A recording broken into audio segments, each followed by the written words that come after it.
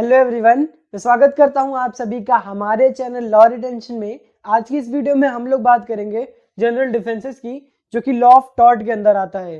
General defences जो कि IPC के अंडर आते हैं वो हम पहले डिस्कस कर चुके हैं अपने वीडियो में। आप जाके हमारे चैनल पर वो वीडियो देख सकते हैं। और ये जो हमारा पूरा कॉन्सेप्ट है general defences which comes under law of tort, ये एक सीरीज ऑफ वीडियो रहेगा।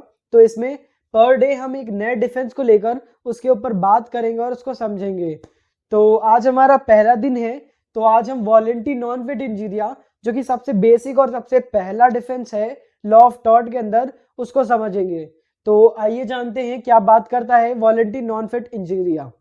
जो हमारा पहला डिफेंस है वॉलेंटी नॉन फिट इंजीरिया, इसमें जो वॉलेंटी वर्ड है ये मेनली बात करता है वॉलेंटरली की। मतलब कि आपकी कंसेंट हो, आप स्वेच्छा से कोई काम करो, मतलब आपकी फ्री कंसेंट हो। जैसा कि हमारा एसेंशियल एलिमेंट्स में भी पहला है कि आपकी जो कंसेंट होनी चाहिए वो फ्री होनी चाहिए, without any restrictions and without any imposement of power and all. वैसा नहीं होना चाहिए, वो फ्री होनी चाहिए। तो वॉलेंटी का यहाँ पे मतलब है वॉलेंटरली, और वॉलेंटरली का मतलब है कंसेंटफुल। तो यहाँ पे जो हमारा काम होना चाहिए, जिसकी वजह से हमें इंजरी हुई है, वो हमारी कंसेंट से अगर होगा तो उसे इंजरी कंसीडर नहीं किया जाएगा। Not considered as a injury, नॉन फिट इंजूरिया।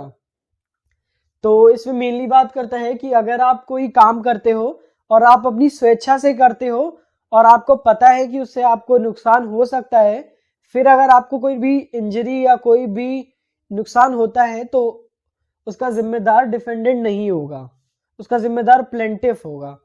तो इसके कुछ एसेंशियल एलिमेंट्स हैं, आइए उनको भी देख लेते हैं।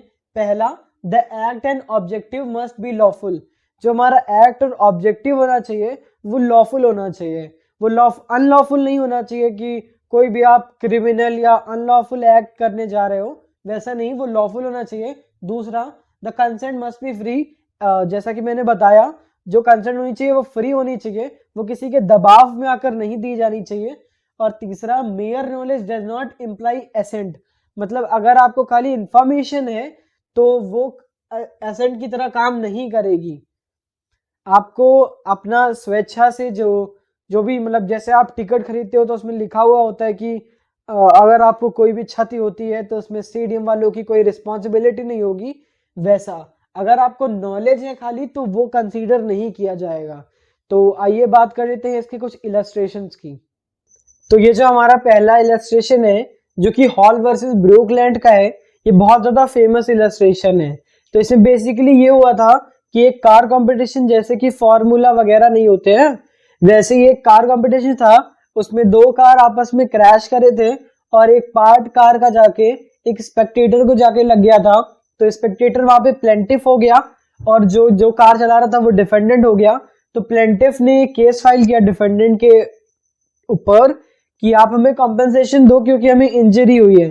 तो डिफेंडेंट ने एक डिफेंस यूज किया वॉलेंटी नॉन फिट इंजूरिया का, और वो इजीली उसको कॉम्पेंसेशन देने से बच गया, क्योंकि जब उसने टिकट परचेज की थी उसमें श्योरली मेंशन होता है कि अगर आपको कोई भी इंजरी होती है तो उसमें स्टेडियम अथॉरिटीज की या कार ड्राइवर की कोई भी गलती नहीं होगी, वो आप अपने ओन रिस्क पे आप जा सकते हो अंदर।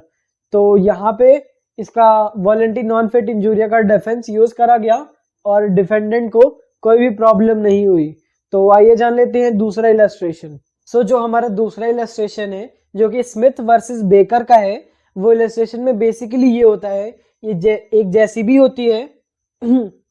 तो जो हमारा दूसरा इलस्ट्रेशन है जो कि स्मिथ वर्सेस बेकर का इलस्ट्रेशन है, जिसमें बेसिकली ये होता है कि एक जेसीबी होती है जो कि कुछ स्टोन्स को होल्ड करके जा रही होती है और रास्ते में कोई एम्प्लॉय पर वो सारे स्टोन्स गिर जाते हैं।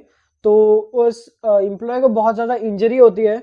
तो वो जो एम्प्लॉय होता है वो अब प्लेंटिफ बन के एक फाइल करता है कोर्ट में अगेंस्ट डिफेंडेंट जो कि जेसीबी वाला होता है। तो वो बोलते हैं कि हमें कंपनसेशन चाहिए जेसीबी वाला जो डिफेंस यूज करता है वॉलेंटी नॉन फिट इंजूरिया का। तो इसमें वो बोलते हैं कि ये तो ऑब्वियस है कि अगर आप फील्ड में वर्क कर रहे हो तो अगर आपको कुछ भी हो जाता है तो इसमें किसी भी अथॉरिटीज की कोई भी जिम्मेदारी नहीं होगी। बट यहाँ पे कोर्ट ये बोलती है कि ये ऑब्वियस कैसे हो सकता है कि अगर कोई बंदा काम कर रहा है कि उसे कुछ इंजरी हो सकती है। यहाँ पे आपका नेग्लिजेंस था, तो यहाँ पे डिफेंडेंट को ये डिफेंस नहीं मिलता है और उसे कंपनसेशन देना पड़ता है प्लेंटिफ को। तो यही था हमारा स्मिथ वर्सेस बेकर के केस में। Thank you everyone. अगर आपने यहाँ तक वीडियो देखा है, आपको थोड़ी सी भी इंफॉर्मेटिव लगी है, do subscribe and like to this video as well. और तब तक के लिए बाय बाय, मिलते हैं अगली वीडियो में जल्दी।